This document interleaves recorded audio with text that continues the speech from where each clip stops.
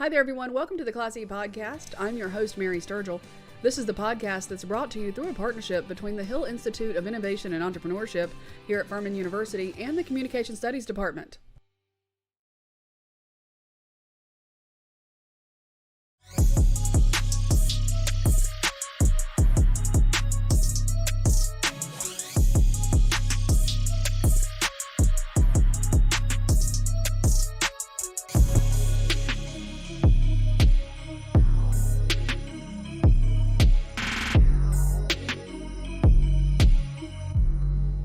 Our guest today is David Tann, the CEO and founder of Tantrum, an award-winning creative consultancy and branding agency out of Atlanta, Georgia. David serves on the board for the Masters in Strategic Design program here at Furman, or as we call it, the MASD program. Recently, he joined us on campus for a discussion in front of a live studio audience filled with MASD program candidates. Here is that conversation. Let's talk a little bit about your early path. What brought you to where you are today? When I was at the point that you guys are at in your career in undergrad, I went to Wake Forest University, another liberal arts school, and I majored in communication. I had no idea really what I was going to do, but there were little things in hindsight that kind of began to sort of lead me in a direction. And so I pledged a fraternity, and in doing that, found a really core group of guys that were just amazing. And when you're a minority fraternity on a predominantly white campus, you don't have the same numbers. Right. So whereas other people would have 150, 75, whatever it is in their organization, we had 8. Yeah. And we still wanted to be active. We still wanted to do all the same stuff all the other organizations did, but we didn't have the same income stream. Right. So we would do things like we would sell donuts. This actually probably is the very beginning when I look back as far as the entrepreneurial spirit. It was one of the coolest experiences because what we would do is we would go door to door first of all, and we would say, hey, $5, I'll give you a dozen Krispy Kreme donuts, but here's the kicker. This is where the marketing comes in. We'll deliver them to your door Sunday morning. So when you've gone out and you've partied all night Saturday, you wake up hungover on Sunday, you're gonna open your door and there's gonna be a dozen hot, fresh Krispy Kreme donuts waiting outside of your door. And everyone's like, yes, please. Right. So we sold, eight guys sold 750 dozen boxes of donuts. How often did you do this? We probably only did it once a semester, but we sold 750 dozen boxes of donuts, and then it's where all the other logistics. You've sold 750. You now have to deliver 750 dozen boxes of donuts. So like all the logistics come into play, like getting the list of everyone's room, working with Residence Life and Housing to have someone escort you because they're not just going to let anyone into a dorm. Escort you, going at 4:30 in the morning to pick up the donuts on a Saturday/Sunday morning. And having to make that executive decision at like 2 after you've been out partying because you didn't go to bed early. Right. You're college, you didn't go to bed early. So that 2 o'clock decision of do I try to shut my eyes for 2 hours or do I just stay up and hammer through? Right. That was sort of, when I look back and I think about what I do now, that was the beginning of it. I became the guy that would make our flyers. And so this is 99, 2000. Photoshop isn't a household name, right? So you did it old school. I'm old school, Microsoft publisher, clip art, making these horrific flyers for events, thinking they were the coolest thing ever. You don't have fonts. Right. You're just dealing with the 16 fonts that come on your Microsoft Word. Yeah. And but I did it, and I was like, oh, this is, there's something, but I didn't really think that I could make a career of it. I would go to career fairs, and at the time, the Portfolio Center, which is now the Miami Ad School, they would recruit pretty heavily at Wake. And so I remember my sophomore year, I would walk into a big room like this, and off in the corner, tucked away, is this little booth that had this big yellow envelope with all kinds of crazy scribbles on it. And I got one and tucked it away. And then 2 years later, senior year came, was interviewing for jobs. I had an opportunity on the table to go to Minnesota and sell insurance, and the money was allegedly good on paper, and I was just like, what am I doing? Yeah. And I remembered that folder. And so I went off to visit, and I made my mom come with me. We walked out, and my mom was like, this is it. This is for you. And at the time, again, I didn't know what design was. So I entered the school as a writer because I had the communication degree. And so I thought that, worst case, someone's got to be writing these Nike commercials. Right. I didn't know that there was a creative director, an art director, a photographer, a stylist, all those different things behind the scenes are these really cool creative jobs. And so I entered as a writer. As I'm walking around in the school, I'm seeing all this really cool work. And, I'm like, hey, how do you get to make that chair? Hey, that packaging is really cool. How do you get to do that? Hey, those posters are pretty sweet. How do you get to do that? And every time I'd ask the question, the answer was design. Yeah. So I was like, well, screw it, man. Put me in the design program. Right. So this is important, I think, for you guys, because I'm not what I consider to be an artist. Mm-hmm. I can't draw. If you ask me for an illustration, you're getting stick figures, you're getting circles, squares, triangles. Yeah. That's it, And so I think, when you see the work and you see all the stuff that kind of came out of that, that isn't from someone who, I don't have this crazy, amazing, creative gift. That's not me. And so I struggled mightily the first, I would say, 9 months to a year in the program. And around fifth quarter, sixth quarter, things started sort of beginning to click.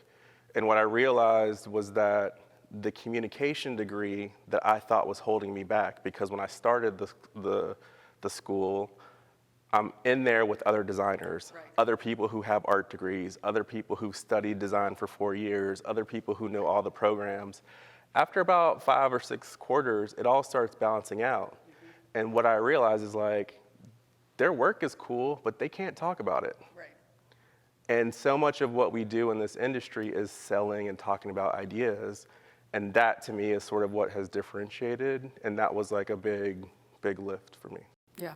So when you finished at the Miami Ad School, where did you go first?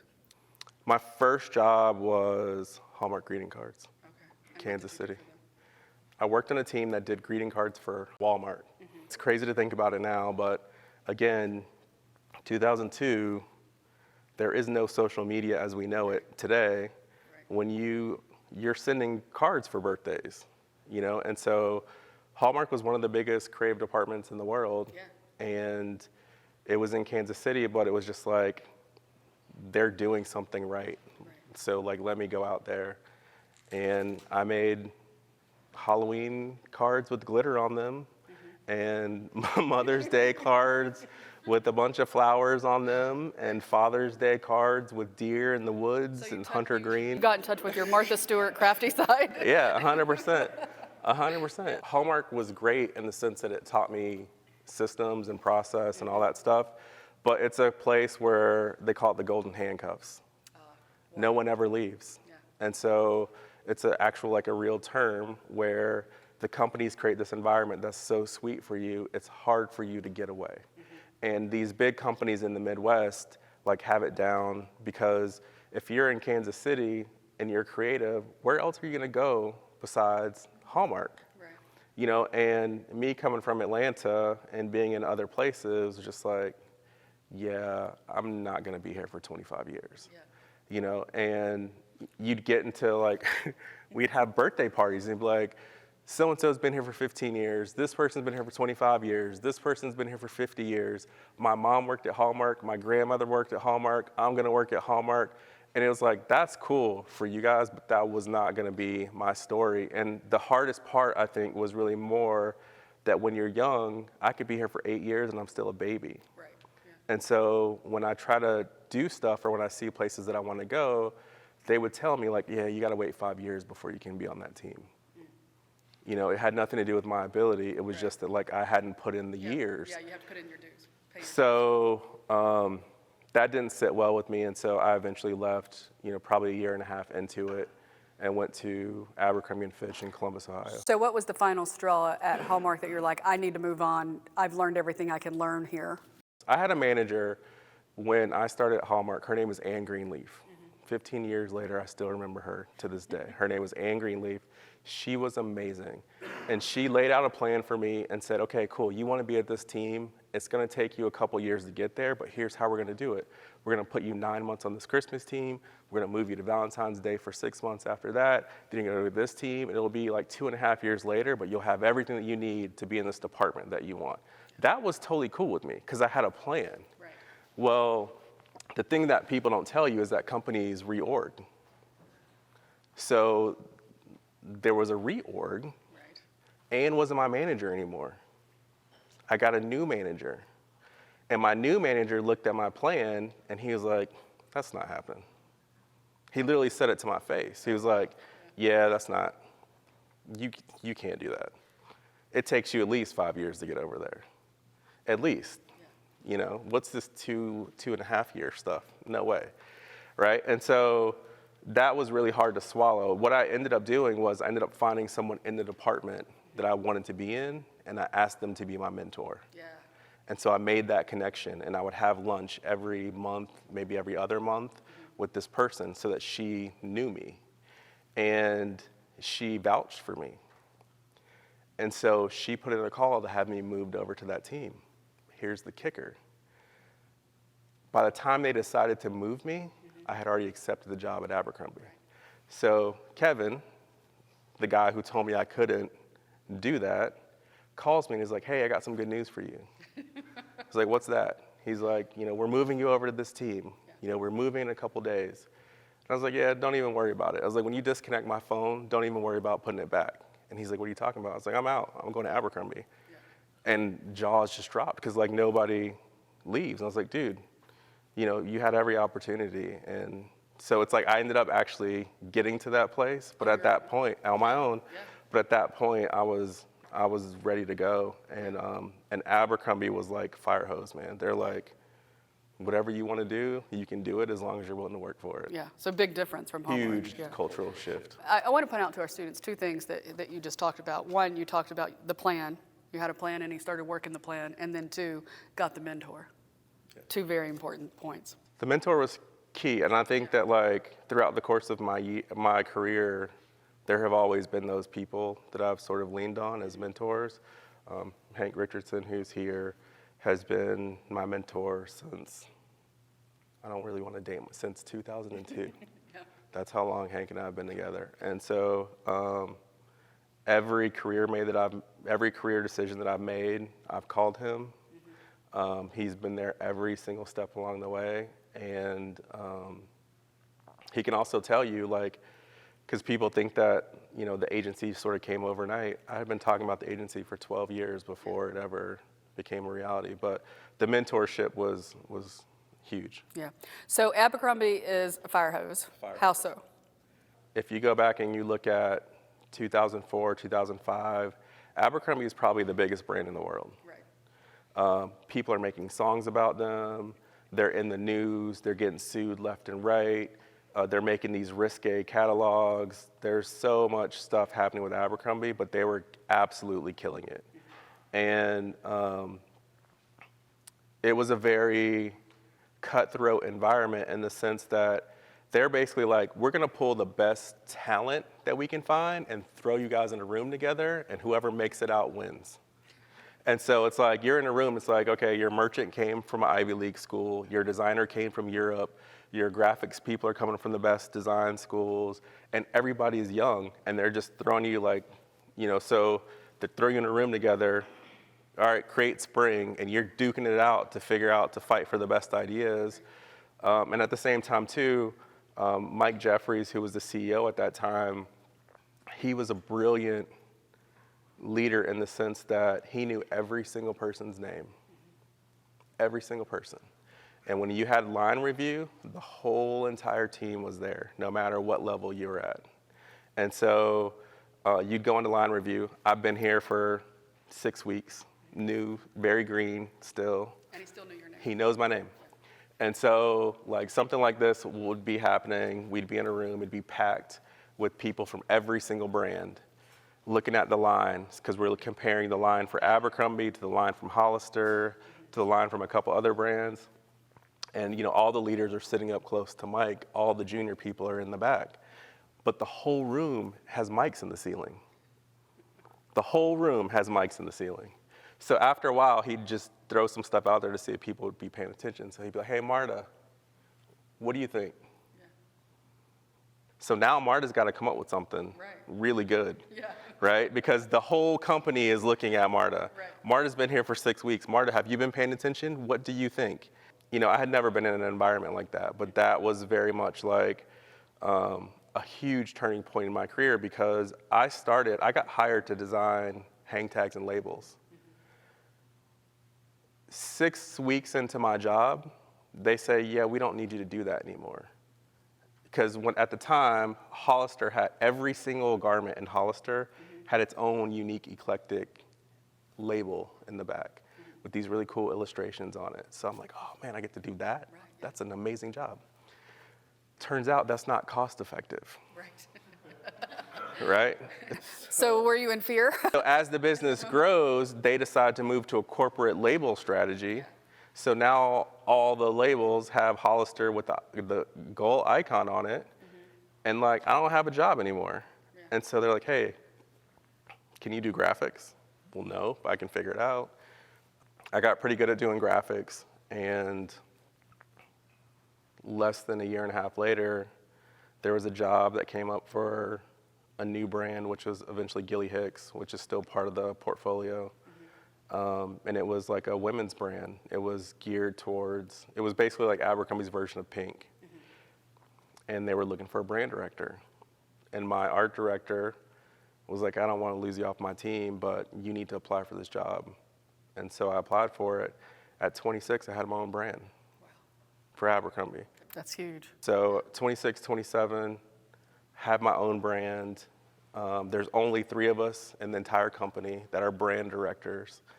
All of my 2 other counterparts are at least 7+ years older than me. They've been much more seasoned. And so Mike gave me an opportunity, so I'll forever be grateful for that, because, like that is nuts, to think about, someone especially like of my stature and at the time, that he would give me that opportunity, but he did. Yeah, that's another good mentor right there too. Yeah, yes and no. Yeah.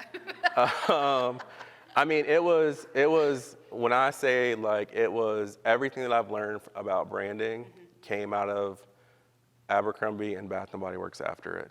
And when I tell you it was intense, it was intense. Yeah. For our students who might not know, what does a brand director do? Mike literally saw every single thing that came out of every single brand. At the time, Abercrombie had, I think, 5 brands, or maybe 6 brands. I can't remember the number. He would see everything, every belt buckle, every t-shirt, graphic, every whatever. All those people in creating that line had questions, but they couldn't get to him. Right. So the brand director's job was basically, you gotta be Mike when Mike's not there. So I'm fielding all the questions about the brand. Can we use this font? What do you think about these colors? Can you come look at this line, et cetera? My job is to help the team get to a point where they feel good about it when they go in and present everything to Mike. So in that role as the brand director for Gilly Hicks, I touched every single part of that. I opened the first 7 stores. So, I didn't design the store layout, but I worked with the team that did. I did all the signage in it. We picked the books that were gonna go in the dressing room. We picked the books that were gonna go on the coffee table.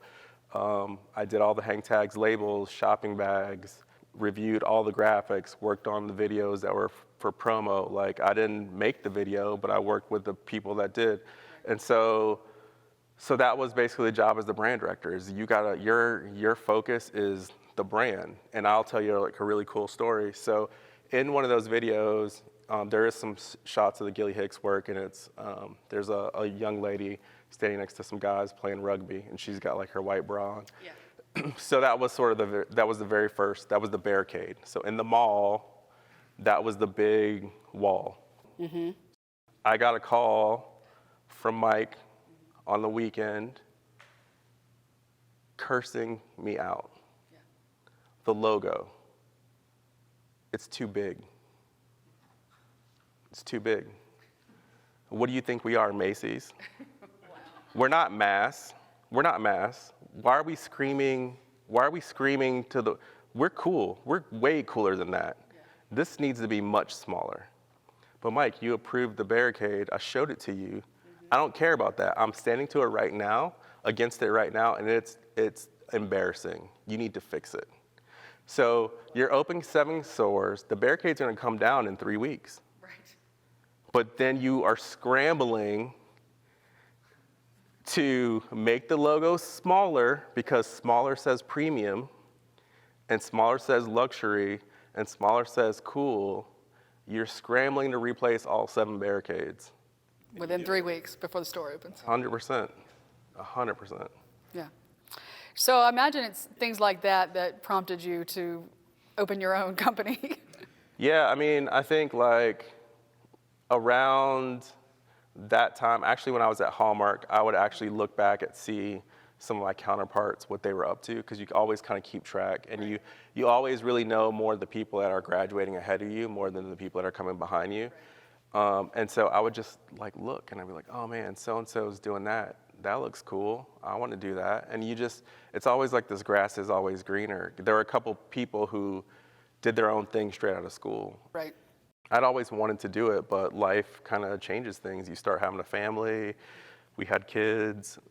And it just was like, it wasn't practical. Like my wife and I actually both met in design school. We both worked at Hallmark together. We both worked at Abercrombie together. So that adds a whole new element to it, of both of you leaving Hallmark and moving on at the same time.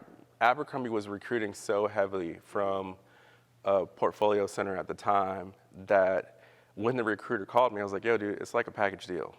I was like, either if she's not coming, I'm not going.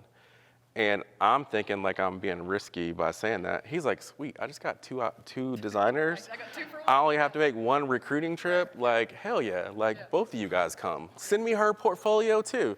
Yeah. And so they took both of us at the same time. And that was pretty cool. But, you know, once we had our oldest, McKinley, Barbara's just like, I just can't, I can't go back. And so, you know, then now, you know, you're responsible for I got to feed a family. And so at that point, just going out and doing my own thing wasn't practical. It's a big leap. It's a big leap of faith to go out and do your own thing and give up that, you know, that paycheck you know is going to be there every month or every 2 weeks or whatever. How did you come to that decision that now is the time? I think you did that in 2018? February 8th, 2018 was when I launched the agency. I think at that point, you know, I had done Abercrombie, I had done Bath & Body Works for 3.5 years, some super cool stuff there. I had gone to Kohl's, that only lasted 10 months. But that's actually where I met my creative director who works for me. So you garnered something from every place.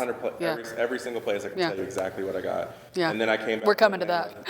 Came back to Atlanta to do Oshkosh and Carter's, and then I did the Hawks. And so it was like, after I had done all that, and then my kids were old enough now that like Barbara didn't have to stay home with them anymore. And so it was like, if now's the time. If I don't do it now, it's not happening. Right. And I've never had an issue getting a job. So worst case scenario, I try it for 6 months. And if it doesn't work, it's a 6-month sabbatical. I'll go back and work somewhere else. Right. So that leads me to that question I was going to get to, is what did you glean from each of those places that you now utilize or that help you in what you do now? Hallmark was process. Abercrombie 100% was branding. Bath & Body Works was marketing. Like, nobody needs to buy 7 soaps at a time. Right. Exactly. You make you feel like you do, yeah. 100% marketing. Kohl's was packaging. Oshkosh was beginning, like I went to Oshkosh to revitalize that brand, so that was beginning to sort of pull it all together. And then the Hawks is where I kind of really fully was able to show everything that I could do in branding an NBA basketball team. It was just, those are all slightly different things. The way I kind of look at it is like trades. So my grandfather couldn't read, but he could build a house from the ground up. And so it was very much, we thought in terms of like trades and craftsmanship. And that's the way that I see design. And so, you know, every job was another tool. Right. So Hallmark was my hammer. You know, Abercrombie is like, all right, I mastered the wrench. You know, and by the time I got through the Hawks, I was like, okay, cool, I know how to build a house. You have your whole tool belt. I know how to build a house. Yeah, awesome. The question now is, can I do it for myself? Right. So when did you believe that you could do it for yourself? How did that belief come in? I would say that's a constant, I struggle with that. Yeah. I mean, I do. I think it's a lot of, you know, it would be, I don't want to lie and be like, I didn't know. It was something that I felt that I had to do. And that, to me, like, the anxiety of not doing it was more stressful than the anxiety of doing it and failing. And so, to me, it was like, let me just sort of take this leap of faith and see what happens. And, you know, fortunately, the flip side of it taking me 15 years to do it is I had 15 years of industry connection. Right.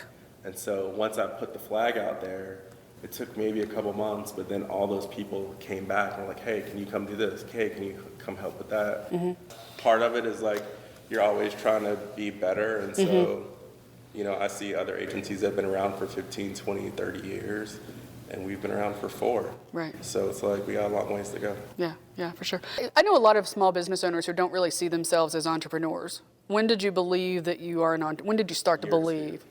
Year 2. Year 2, for sure. Year 1 was amazing. It's like, oh, this is so fun. Awesome. I'm working out in my basement. Right, yeah. No real stress. Clients are coming in. It's like, oh, this is amazing. Cool. At the end of year 2, I had hired 2 people. I had gotten a studio. That spring, we launched the rebrand for the Atlanta Dream WNBA team. And I had 6 clients, 6 projects end at the same time. Yeah. Right? That's a lot to end at one time. Right. So like some of them are like one finished early, a couple finished on schedule, another one financially the company was going through issues, so they cut the contract. And so at that point, you lose 6 clients all at once. It's a lot. And you're like, oh, yeah, I have a business. And the whole time that I was trying to service those clients, I wasn't out there trying to get new clients. Right, you're not out there selling. And so, so that point, I basically had to rebuild the business on the fly, and that was the like, oh, this isn't fun in the way that it was anymore. Like, I have now people that depend on me, and who, you know, they're feeding their families off of this, and so that's when it got real. Yeah. Year 2. The idea of innovation, I think, goes hand in hand with creativity, right? So how do you continue to, and some days you're just not feeling creative, right? So how do you continue to tap into that newness and that creativity and the ideas of innovation to produce for every single client and yourself? The notion that someone is paying me to do this is like, I don't understand. I honestly can't fathom how you can't do that. Right. When I've heard people talk about writer's block or creatives, I'm just not feeling it. Like, what are you talking about? Like, oh yeah, I get writers. I'm a writer. I get writer's block. You know, but I think that there's one thing to be like, you know, it's not working. It's the ideas, or we're not there yet, but you still are writing. Exactly. You learn as part of the craft that there are things that I can do. This may not be the idea. Right. But it might lead to something, which might lead to something, which might lead to something. If I'm not willing to work through it, I don't ever get to those steps. So to me, it really has never been an issue of blocks. It just is like, okay, we haven't worked it enough. Right. And there are plenty of times where we've had stuff with clients where like, this is actually really good work. Yeah. But I don't feel it. Right. And so if it doesn't move me in my gut, it's not right. Yeah, you have a phrase on your website that I absolutely love. We trigger motion that moves the masses, giving meaning to our making. Yeah. Talk about that.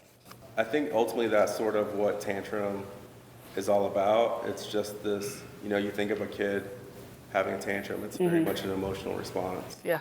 And as adults, we have tantrums. That's true. We just don't, we label it something different. Right. And so when you can get people to buy 7 soaps at a time, or 15 or 21 that they don't need, yeah. Then you've learned how to tap into something, and those are all emotional things. Like 90% of what we have, we don't need. Right. But somebody on the other end has made us feel like we do. Yeah. And so all that, if we can tap into the emotion of your clients, customers, whatever, then we can move them in certain ways. When you were thinking of the name Tantrum, did you ever debate about, okay, some people would see that as a negative thing. How did you work your way through that? Yeah, actually, it's funny that you said that. So I have a friend, Jeff Ma, who went to a portfolio center with me. I don't know what I was thinking about calling it. There was definitely another name. Tantrum wasn't it. Yeah.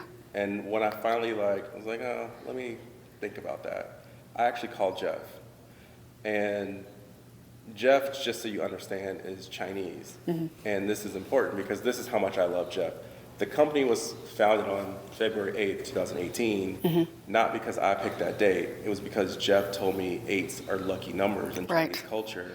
And so 28 was a good number. So that literally is the reason why it's founded on that date. Yeah. And so when I called Jeff and I'm asking Jeff, what do you think about the name? He said, same thing. He's like, don't you think people have a negative connotation with that? When you have those moments, it's not necessarily, it didn't mean to me that Jeff was telling me that I needed to change the name. Right. It just meant to me I wasn't really good at articulating the story for why I felt the name should be in existence. Yeah.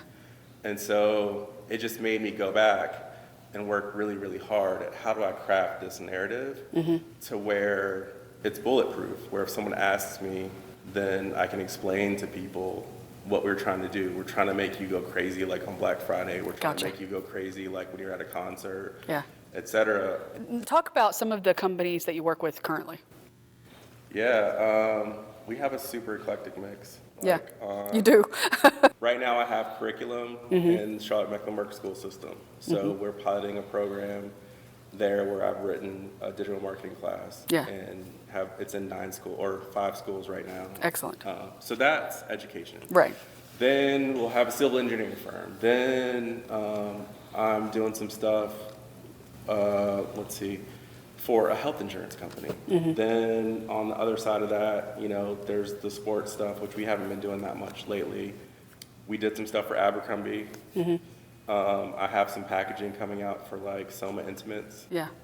That is going to be super cool. I'm super stoked about that. Which is a good point. Never burn your bridges because these are now current clients. 100%. And so what ends up happening, Soma Intimates, I don't have any connection to Soma Intimates. Yeah. But my boss at Oshkosh is now the creative director over there. So she's like, hey, we need some help with X, Y, and Z. I need you. Right. And so I'm stoked about this. Guys were like, what are you talking about? Yeah. I'm like, I'm stoked about this packaging for bras and panties. This is going to be killer. And the only reason it's not out right now is because of COVID. So it'll probably hit the spring. So there's just a super eclectic mix. Yeah. So when you look at a brand, I'm sure you see something different than, say, the general public. When you look at a brand, what do you see? I'm always just really interested in the conversation. Brands are like people. Yeah. And so, the really good brands, it's always a dialogue. And what the brand is trying to do is this is really what I learned at Abercrombie. The brand is going to be we're cool. We're the hottest thing since sliced bread, right? And I'm going to wait to see what you tell me. If you tell me that we're the hottest thing since sliced bread, guess what? We are, right? If you tell me, right, then we got a problem. Yeah. All of the really great brands do a really good job of saying, this is who we are. You either like us or you don't, but this is who we are, and people buy into that. The ones that really struggle are the ones where they're still trying to figure it out, and they're not really laying a stake in the ground for who they are, or the feedback isn't consistent. So what they're saying isn't what the people are saying. And so I always really sort of more pay attention to that and figure out, how do you close that gap, or why does that gap exist, or... Yeah, and that's storytelling. 100%. When you work with different people, how do you take what you learned from them and apply it today? In the beginning, I was taking jobs at you're kind of building a portfolio. Right. Now we're at a point where it's like, I don't take a project unless I actually like the people. Right. And so at that point, it's fun. Yeah. You know, and it's like, these are people that I actually like working with. And some of the stuff seems super mundane, but I'm super stoked about this civil engineering firm. Right. I'm super stoked about this health insurance company that are like, they're legit the coolest people that I've met in a really long time. I tell people that I'm listening to what they mean, not what they say. Oh, yeah. So, you know, everybody doesn't have a communication degree. Right. So a lot of people can't necessarily articulate what they mean. They may say something, but that's not what they really mean.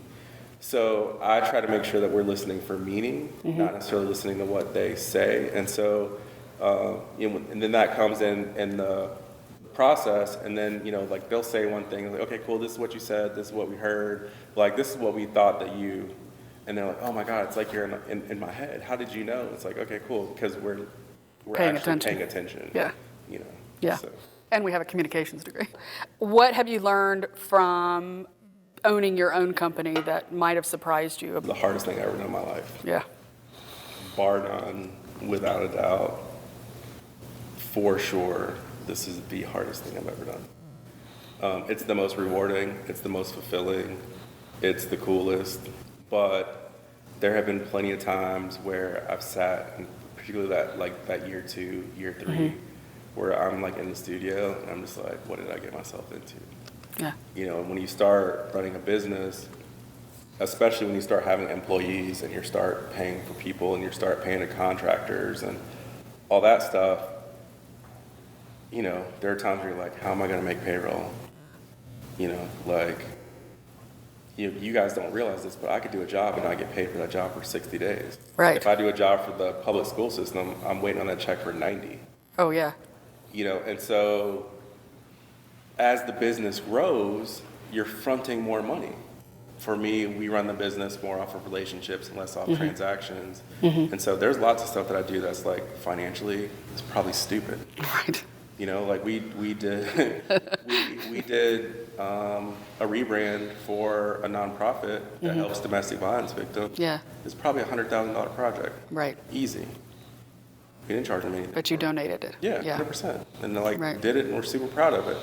You know, there are other projects that we have for clients that we know can pay, and they, you know, whatever, but I don't think that we did the best job on it, or it didn't wrap the way that I want, so I won't send them an invoice. Because, like, that's not the driving factor for me. The driving factor is, like, I love doing this. Yeah.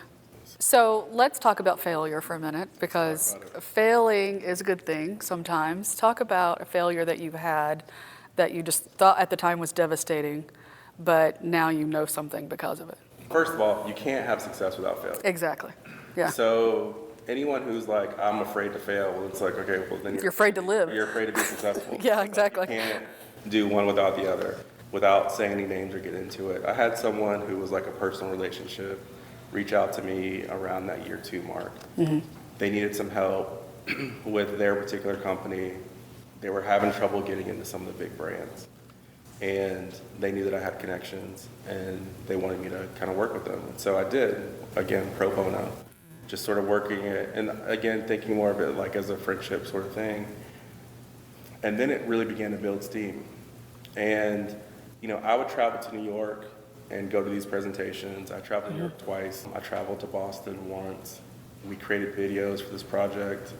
All this stuff. I didn't have any contracts, though. Yeah. Like, I wasn't looking at it like a thing. Right.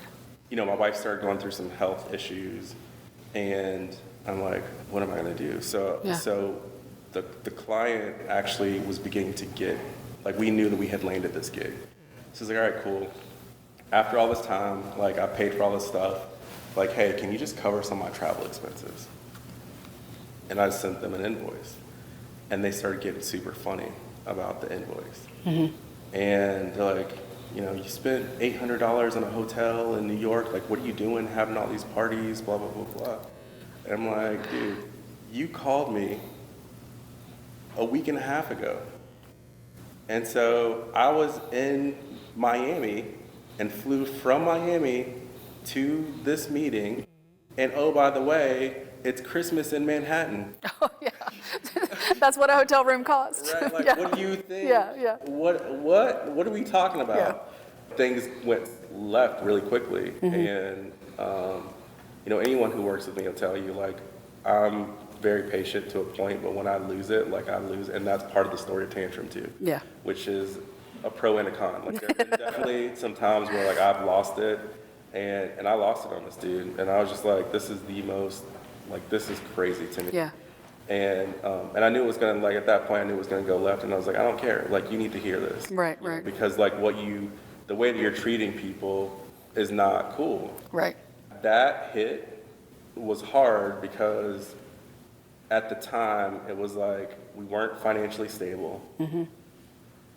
I was really questioning whether or not I was gonna do it. There were actually some other really big companies that were trying to recruit me. Yeah. At the time, some really, really big companies that were trying to recruit me. And what I ended up doing was, I sat in the studio, I went back, I made PDFs of every single email, every single report that I had pulled, every video that I had made, all this stuff, every single thing that I had done for this project, and I made a book out of it. Yeah. It was like 150 pages. Wow. I printed the book, I made the PDF, and then I archived it. And like mentally, it was like, okay, I'm not crazy. I actually put $90,000 worth of work into this. Right. And I got 5 reimbursement. The person thinks that they paid me, but they reimbursed me $5,000 for the $8,000 in travel that I spent. Yeah. And so that was a really super hard lesson. But what that did, on the flip side, which it was like, okay, like, we're getting to the point, this is real, I need a lawyer. Yeah. And so that second half of the year, I spent time really finding a good legal counsel. And so my attorney works with celebrities, and my attorney is actually in the music industry. Yeah. Which is cool because she looks at my projects totally different in the way that I look at projects. And she's used to dealing with intellectual property. And so she'll look at something and be like, hey, wait a minute, we need residuals. Like, what are you talking? We need to rework these deals. Oh, yes. And so that would have never happened if that situation hadn't. What advice would you have for young innovators and entrepreneurs? You have to know that your path is yours and embrace it and accept it. And, like, there's going to be trials and tribulations. Anything that's worth having, none of that ever comes easy. That's true. And so there are going to be people who tell you no. There are going to be people who don't believe in your vision. And guess what? They're not supposed to, because it's your vision. It's not their vision, it's yours. Yeah. I'm sure, if I play this back to you, I'm someone who's been working in the industry for 15 years. I am the creative director for an NBA basketball team. There's only 26 teams in the league. I'm working with people, I have connections at the NBA. Yeah. Why the hell would I walk away from that? Yeah. Right? Like, that doesn't make any sense to anybody on paper, and every time I say it out loud, I'm like, this is... You're like, did I do that? But this was my path, and this is like, there are things that I can do that I couldn't do then. Yeah. I can decide, I want to come to Furman and talk to some students. Right. And I don't have to run that by anybody. Right. I can decide, like, I want to go do some work with some elementary kids. I don't have to run that by anybody. So I think ultimately that's kind of what I would say to young entrepreneurs. David, thank you so much. This has been so much fun. And as always, thank you so much for choosing the Class E podcast. And by the way, we're still accepting applications for our Masters in Strategic Design program here at Furman. To find out more about that, just go to Furman's website at furman.edu and search for Masters in Strategic Design. The deadline to apply is June 15th. The Hill Institute is excited to announce another packed cohort of 25 aspiring entrepreneurs for the Greenville Starts program. This is an 8-week experience put on in partnership with the City of Greenville, South Carolina Department of Commerce, and SCRA that delivers the training, connections, and access to capital for startups of all types who are launching or growing their ventures in Greenville, South Carolina. If this program sounds like something you or a friend might be interested in, or want to apply, simply Google Greenville Starts. Remember, the Classy podcast is made possible through a partnership between the Hill Institute for Innovation and Entrepreneurship and the Communication Studies Department here at Furman University. This episode is produced by students Emma Kerr and Eliza Polich. I'm your host, Mary Sturgill. Until next time, dream big, everybody.